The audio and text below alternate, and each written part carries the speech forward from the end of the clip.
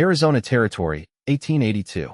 The sun blazed mercilessly over the drought-parched landscape of Copper Canyon, where a lone figure on horseback navigated the rugged terrain with practiced ease.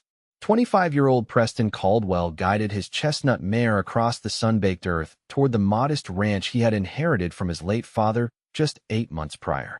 His shoulders, broad beneath his dust-coated shirt, carried the weight of solitude like an old companion. Preston had come to believe that the frontier demanded a particular kind of man, one who stood alone against the elements, against other men, against the very land itself. The harsh lessons of the West had taught him that attachment was weakness, and weakness got a man killed. His father had proven that truth when he died defending their cattle from rustlers, leaving Preston alone with nothing but a struggling ranch and a hardened heart. A man's only true partner out here is his horse and his gun, he muttered to himself, adjusting his well-worn Stetson against the glare. Preston's striking blue eyes, which contrasted with his sun-bronzed skin, scanned the horizon with habitual vigilance. At 25, he was younger than most ranchers in the territory, but the frontier had aged his spirit well beyond his years. Only the smoothness of his jawline, now sporting 3 days of light stubble, betrayed his youth. What Preston wanted, what he told himself he wanted, was to make the Circle C ranch profitable enough to sell it and move on. No attachments, no roots, nothing to lose.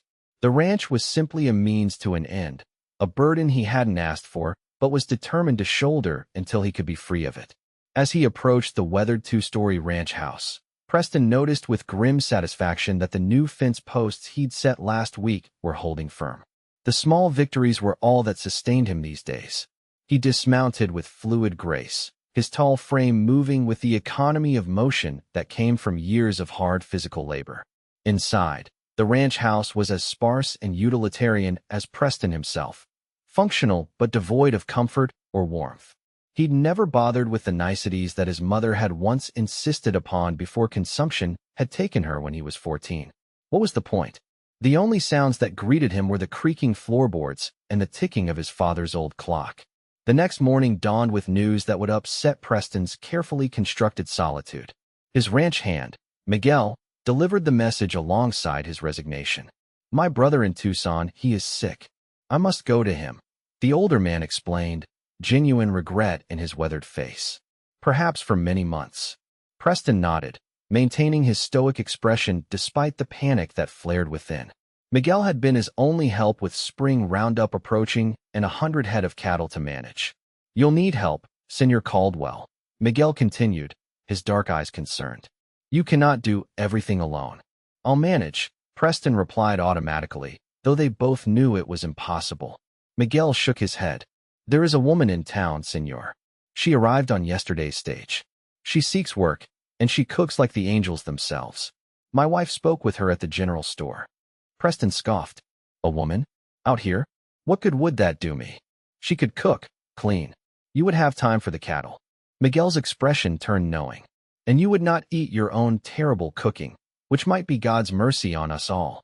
Despite his resistance, Preston found himself riding into the dusty town of Copper Springs the following day.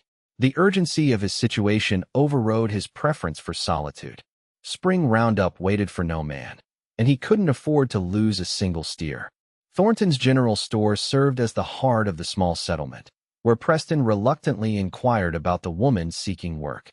Mrs. Thornton, a garrulous woman with sharp eyes that missed nothing, pointed toward a figure examining fabrics at the far counter. "That's her there. Miss Jessica Ramsey. Came from back east somewhere. Polite as can be, but there's a strength in her. 21 years old and traveling alone. Takes courage, that does." Preston approached cautiously, studying the young woman as he drew closer. Jessica Ramsey stood with perfect posture, her honey-blonde hair neatly pinned beneath a modest bonnet. She wore a simple blue calico dress that had seen better days, but was impeccably clean. When she turned at his approach, Preston was struck by eyes the color of summer sage, clear, intelligent, and direct. "Miss Ramsey? I'm Preston Caldwell of the Circle C Ranch." He removed his hat, suddenly aware of his dusty appearance. "I understand you're seeking employment." Jessica assessed him with a frankness that took him aback. Her gaze was neither coy nor intimidated. unusual for a young woman facing a stranger in a frontier town. "I am indeed Mr. Caldwell." Her voice carried the refined tones of the East, but held a practical forthrightness. "I can cook, clean, mend, and keep accounts. I require fair wages and a proper room with a door that locks." Preston blinked at her directness. "I need someone to cook and keep house. Nothing more. The ranch is isolated, 10 miles from town. It's rough country." A smile touched her lips, transforming her face from merely pretty to genuinely beautiful. "Mr. Caldwell, I didn't travel 2,000 miles west to find ease and comfort. I came to build a new life." Something in her words, or perhaps it was the determined set of her chin, made Preston hesitate. This woman represented exactly what he'd avoided: complication, another presence in his carefully maintained solitude. Yet roundup was coming, and he was desperate. 3 meals a day, laundry once a week, general housekeeping. $6 a week and a room in the house. The offer was generous, and they both knew it. "When shall I start?" she asked, sealing the arrangement that would change everything. Jessica arrived at the Circle C the following afternoon, her few possessions packed neatly in a single trunk. Preston showed her to the small bedroom that had once belonged to his mother, noting with discomfort how her presence immediately altered the atmosphere of the house he'd kept deliberately empty. "Supper is at 6, she informed him after inspecting the kitchen with a critical eye. "The pantry is woefully understocked, Mr. Caldwell. I'll need to order proper supplies from town." Preston nodded curtly. "Whatever you need to cook. Nothing fancy." Jessica raised an eyebrow. "A man works better with proper food in his stomach." "I don't do nothing fancy. I do what's necessary."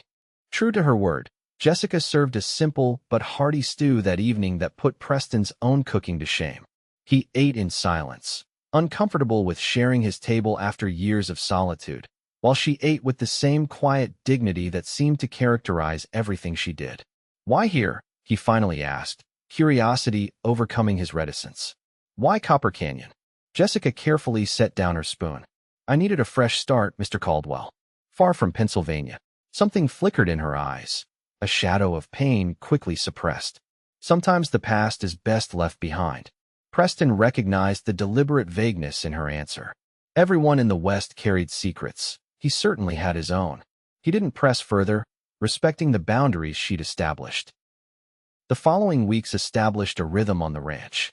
Preston rose before dawn, working the cattle from sunrise to sunset, while Jessica transformed the neglected house into something approaching a home.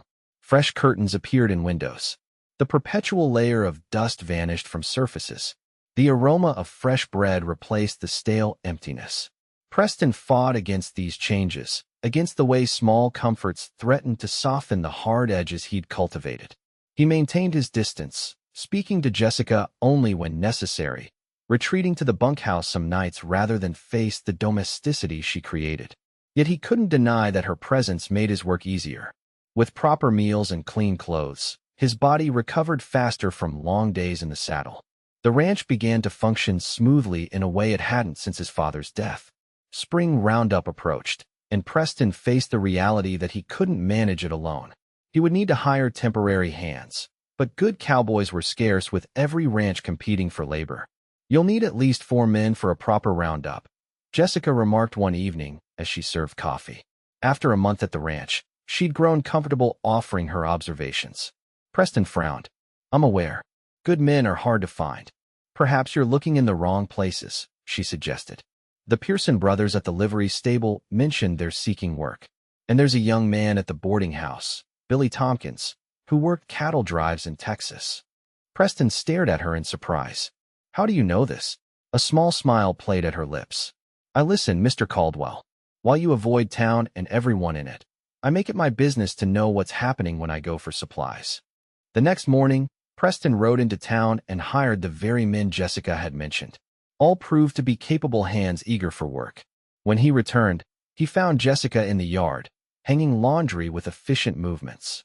"You were right about those cowboys," he admitted reluctantly.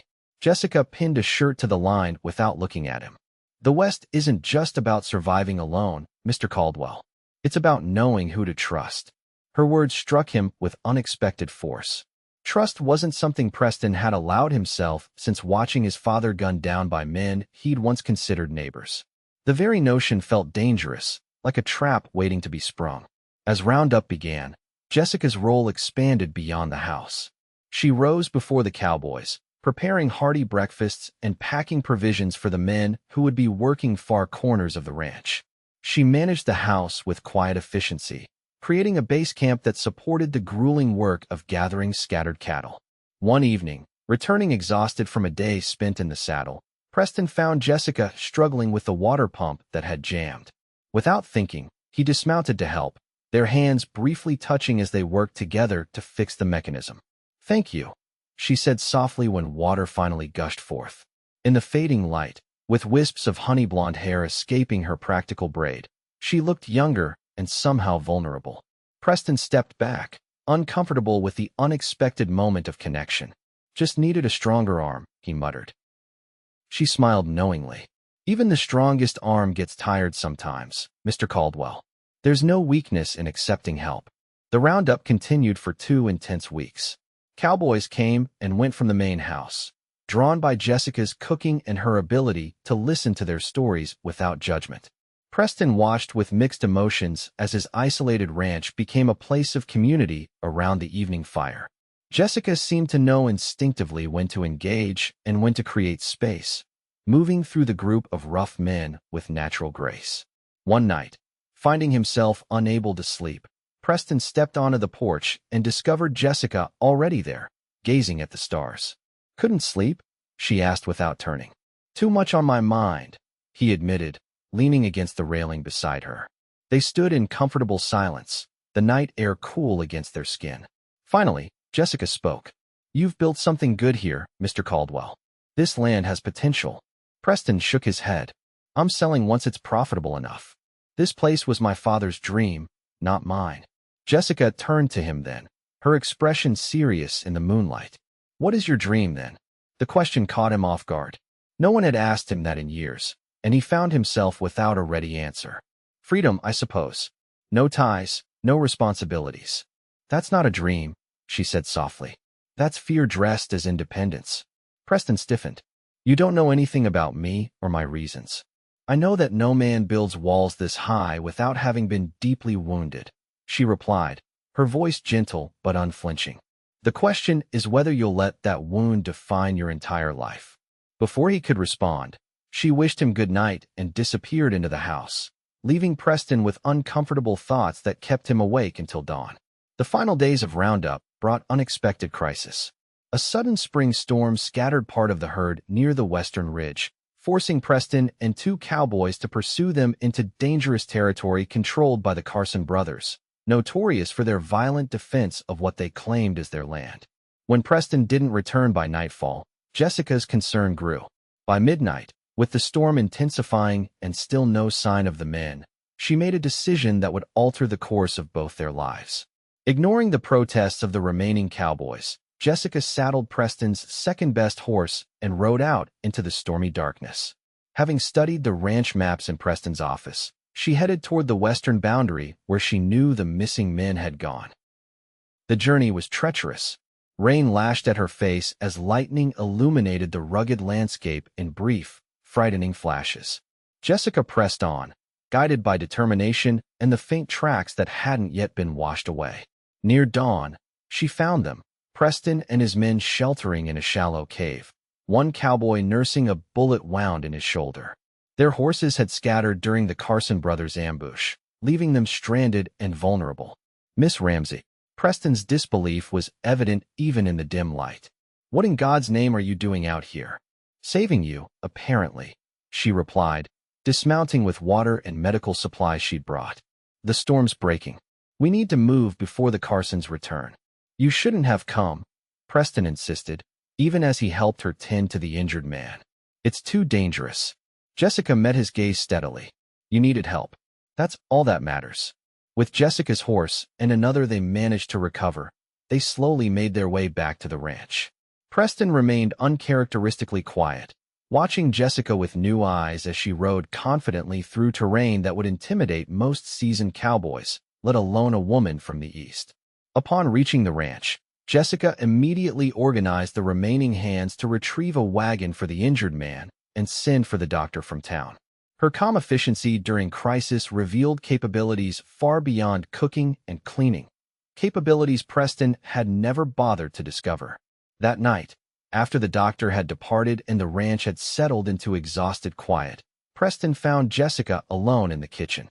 "You could have been killed," he said without preamble. Jessica continued wiping down the table, her movements methodical. "So could you. That's different. This is my ranch, my responsibility." She stopped then, turning to face him fully. "And what am I, Mr. Caldwell? Just your cook?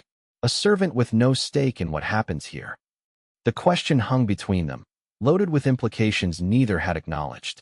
"I hired you to cook," Preston said, his voice low. "Not to risk your life." "You hired me because you needed help," she corrected him. "And yesterday, you needed help again. I'm capable of far more than you've allowed yourself to see." Something broke loose in Preston then, a dam of emotion he'd held back for years.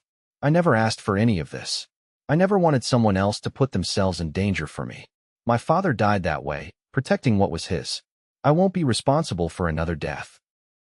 Jessica stepped closer, her eyes soft with understanding. "Is that what this has been about? Your father's death?" Preston turned away, unwilling to face her compassion. "You don't understand what it's like to watch someone die because of choices you made." "Don't I?" Her voice had gone quiet. "My fiancé died in a mining accident in Pennsylvania. He was working a dangerous shaft because I wanted a proper house when we married. I've carried that weight for 2 years." Preston turned back, stunned by her revelation. "Jessica, we all have ghosts, Preston," she said, using his given name for the first time. "The question is whether we let them haunt us or lay them to rest." The days following the incident brought subtle but significant changes. Preston began calling her Jessica rather than Miss Ramsey. He sought her opinion on ranch matters, recognizing the intelligence that had always been evident in her management of the house.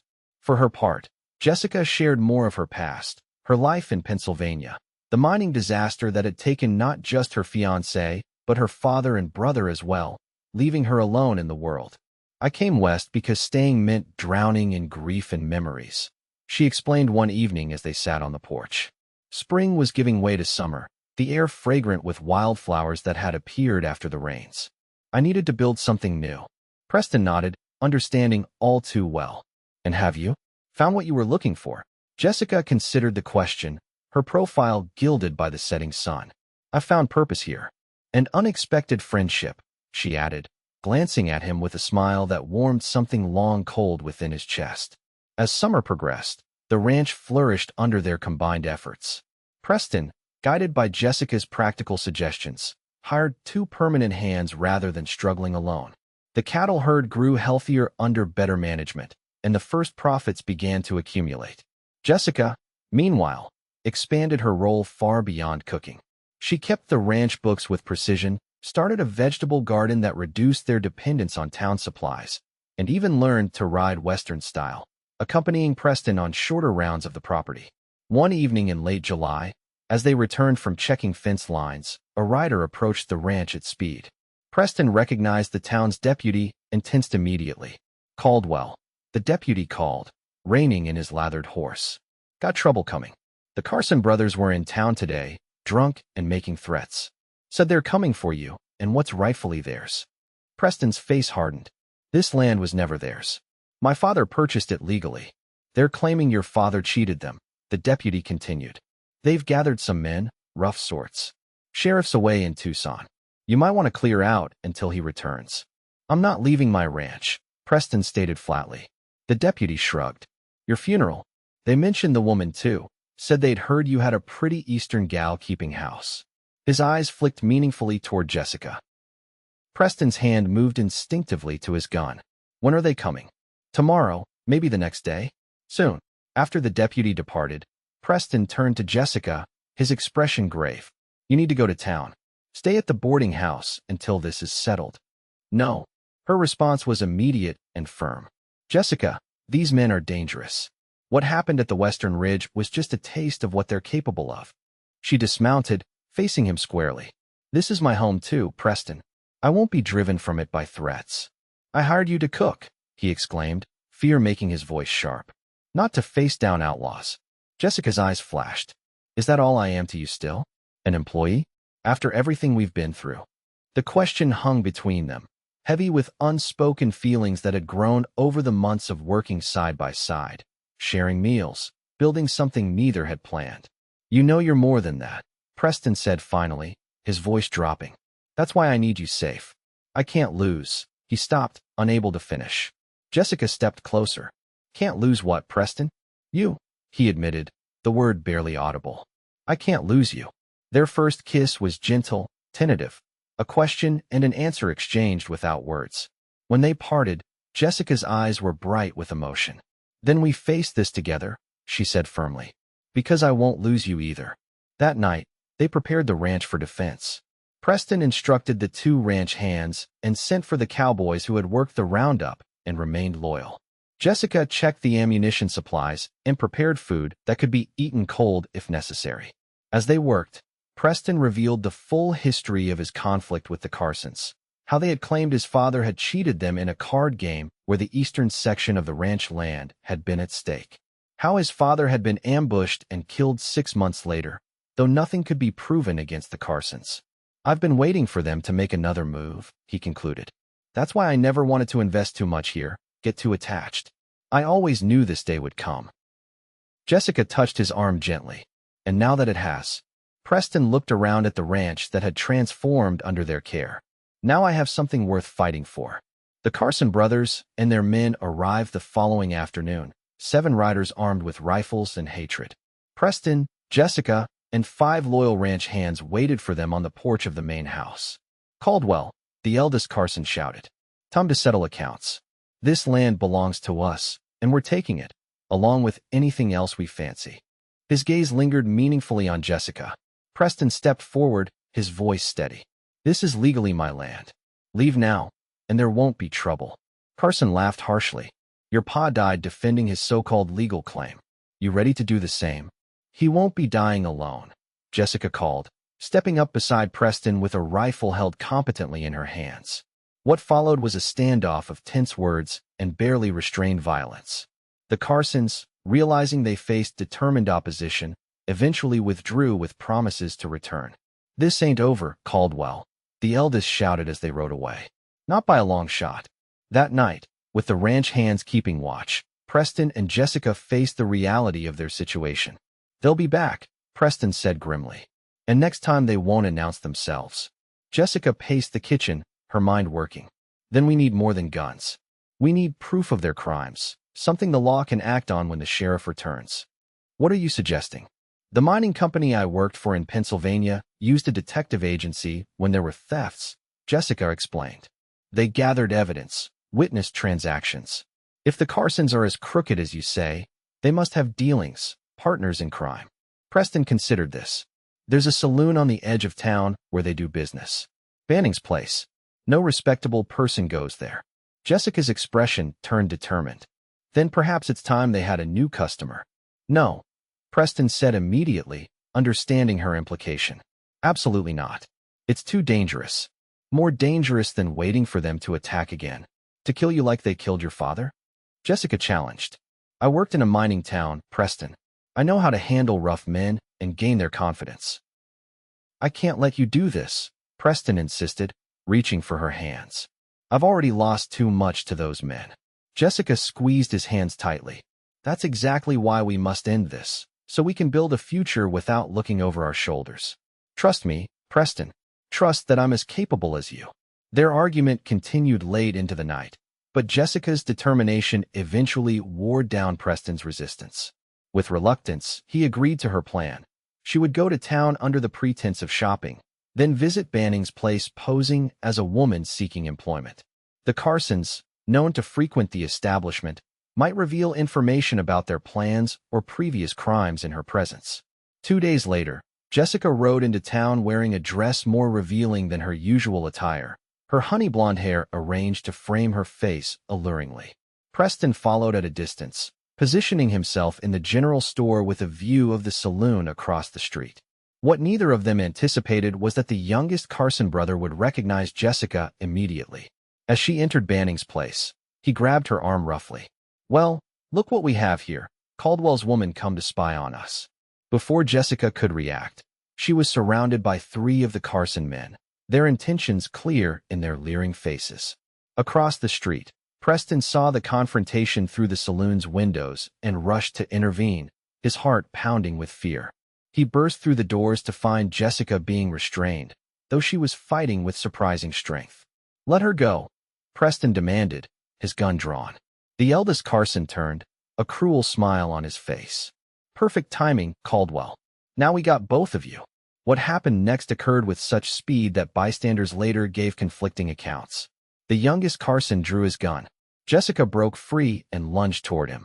A shot rang out. When the chaos cleared, the youngest Carson lay wounded, his gun hand bleeding, while Jessica stood over him, a small derringer, which she had concealed in her dress, pointed steadily at his chest.